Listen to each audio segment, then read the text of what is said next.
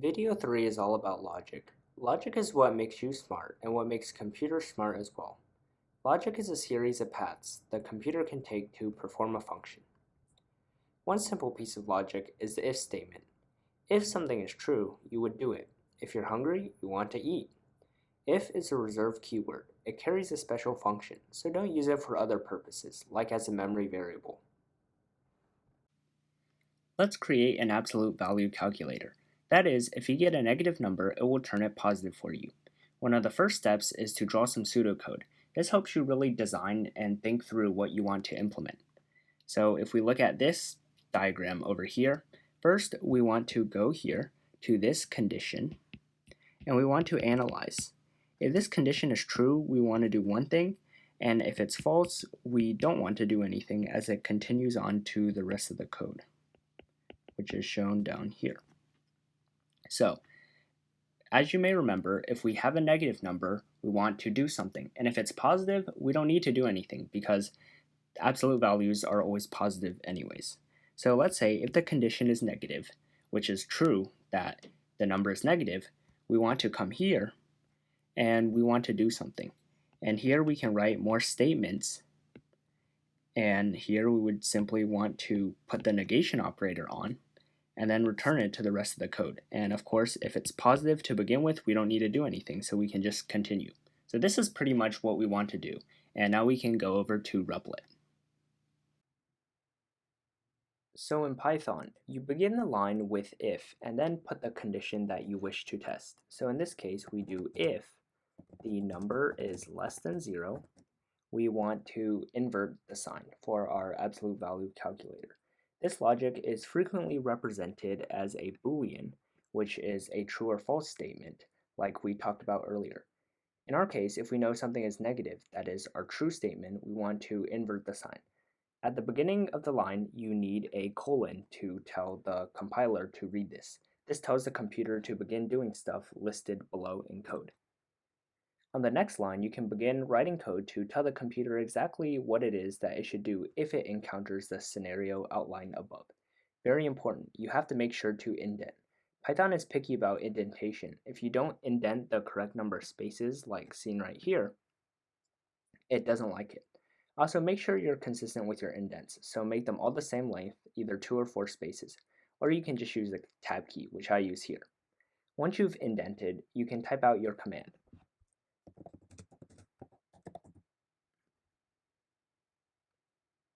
Note that any lines that are indented below will be carried out as part of this original command. When you stop indenting, the computer knows to bust out of the if scenario.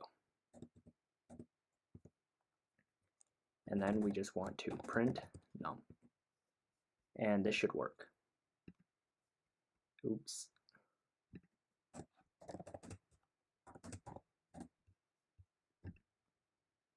Alright, here we have the number 0. We have -3, it should give us 3, which it does. So that works. We can also try it with a positive number. The computer reads this if statement as false, and so it will skip over it and all the associated commands inside of the loop, and it will just keep going. So if we do 3, it will skip this loop and just directly print 3, which it does here. Also, let's try not indenting. See, the computer doesn't like it, and it gives you an indentation error. Make sure to indent. It's always fun to play around and see what works and what doesn't. Now let's say you want a two-pronged solution. That is, in one situation you do one thing, and in another situation you do another thing. That's exactly where the if-else statement comes in handy. Once again, we can draw out pseudocode to understand how this situation might work. Here we want to decide if a number is even or odd. There's a really simple math trick, and all you have to do is check the remainder. And in Python, to do that, you use the % sign, which is mod. So, if a number divided by 2 has a remainder of 0, so that means mod is equal to 0, then we know that it's going to be even, and we can print out even. In the other case, if it's false, then we know that the number is odd, and we can print out odd or do more operations with it. Now we can type it out. Set a variable n1 to an even number like 2 and num2 to an odd number like 3. If its remainder after dividing by 2 is 0, we know it's even and it will print true. Else, this function will print false for us. So we have if num1 mod 2, that is the remainder, equals 0, we want to print true, as in the Boolean true. Else, which is odd, we want to print false. As simple as that. So we're going to test num1 first. It is even and it should print true, which it does. Now we can try num2 variable. This should print false for us because it's odd, which it does. Now, what if there are many scenarios you want to test for? In this case, you can expand the simple if-else action to include things in between. This is called Alif, which is short for else if. Ifs are usually the beginning of logic, and elses are the end case. In between, you can use elifs. Let's take the AP scoring system, which I'm sure many of you are familiar with. 1 through 5, it tells you how qualified you are. Let's have a variable named score that has the score you get. If score equals 5, that's the highest score, we want to print out excellent. That means you did a good job.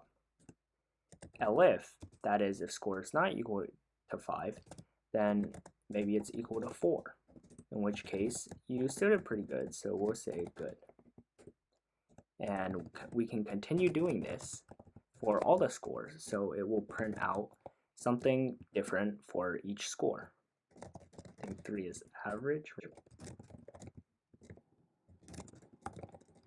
And finally, in the end scenario, we can use the else statement. That is, anything not covered by what we have listed above. Say you got a no score because you were disqualified or didn't submit something. We can do in the catch-all, the else scenario, which we can say is simply no score. And now we can test this out. So 5, it should print out excellent, which is the case here. If score is anything else, like 0, it should print out no score, which is the last else statement, the catch-all scenario. And it prints that out. You can even nest statements. Nesting statements is putting logical conditions within other logical conditions, like a nest. All you have to do is watch out for the proper indentations on the sides. Take taxonomy, for example. You have an animal we call the animal Fido, but there are multiple ways to classify it. We can have 2 Boolean variables, is mammal and has paws, which we just happen to set to true right now. Now let's classify an animal in 3 categories: not a mammal, a dog, or a human. So animal variable will be one of these things. If something is a mammal, it could be many things, like a dog or human. Now we want to use a nested if statement to further test conditions. We want to see first if is mammal is true. So you can say equals true or just leave it as this. By default, the if statement will read a true statement. So if it is a mammal, we want to test another condition. If it has paws. And if it has paws, then we know it's probably a dog because humans don't have paws. So we want to print dog. Now, let's say it does not have paws, that is, this statement is not true. Then you get out of the indentation, and within the loop, because we still know it's a mammal, it just doesn't have paws, we want to print the case of human. Make sure you write this else statement because that's the other possibility, or it'll print both things. And finally, on the outside of this nested if statement, we know that if it is not a mammal, then we can simply print not a mammal, which is covered by this else statement. And this should really help us out. So we have animal Fido. If it is a mammal and has paws, we know it's a dog. So this should print out dog. Great. If it's a mammal but doesn't have paws, we know it must be a human. It's a human. And we know if it's false for both, then it will just come here directly to the else. It won't even go inside this loop. It will just print not a mammal. Great, which is what we want. Boolean expressions. Now we can talk about Boolean expressions. Remember, in Boolean situations, the answer is always either true or false, and nothing else. Boolean is also a type of math, so when you compare things, you're comparing things like in math. Some simple comparisons you can make are equal, which you need to remember to write two equal signs instead of just one, so the computer understands. Greater than equal to, and not equal to. So in this first case, if we want to write 3 equals 5, we would simply do 3 equals 5 in Python. 3 greater than 5 is the same. 3 less than equal to 3, you would type out the less than sign and then an equal sign to the right of it. And then 3 not equal 5, it would actually be an exclamation mark and an equal sign to make that function true.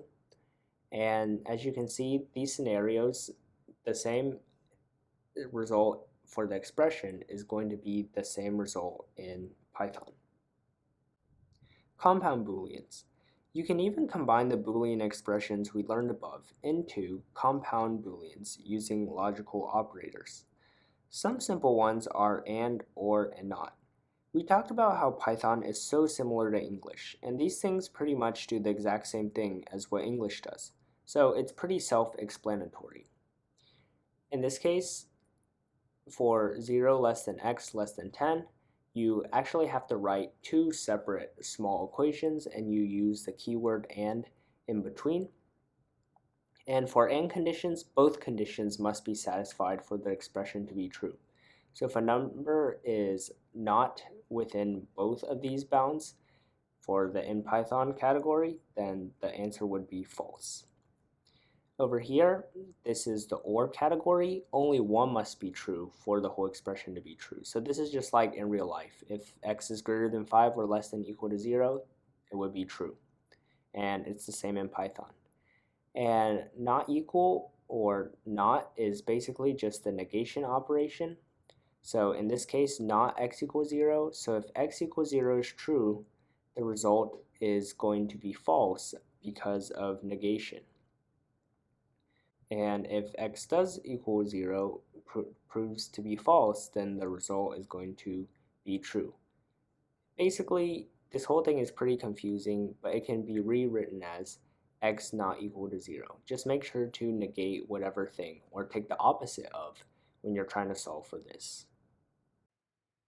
I would really encourage you to try and type out some of the things shown in the table just to get a sense of what true and false values each one returns. We can type some of them out. Let's have a variable x equals 5. We can print x equals 5. This is a Boolean statement, so it will either return us a true or a false.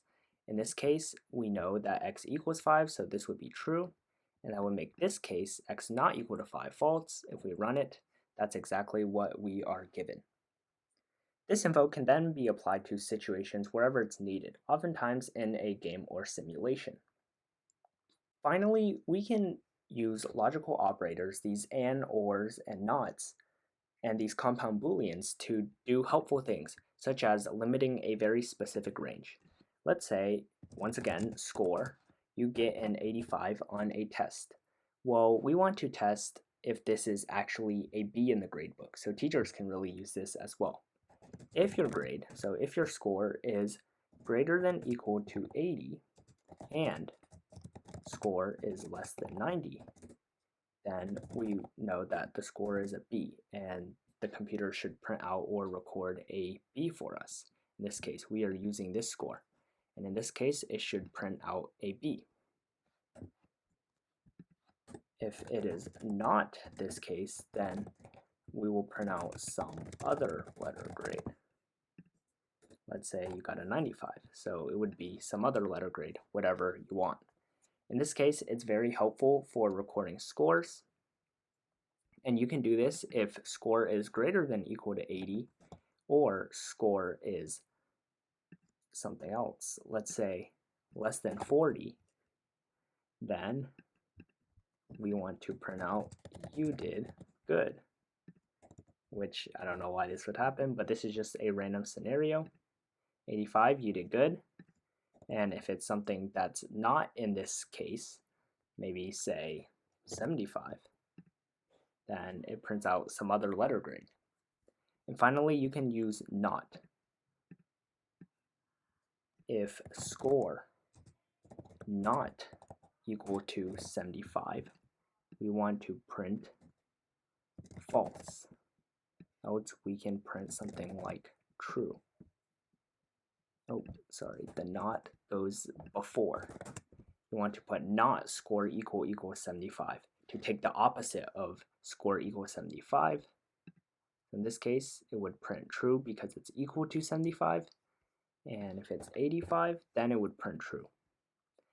The logic can get really confusing, so you really just have to play around and make sure to keep your negative operators and negations straight.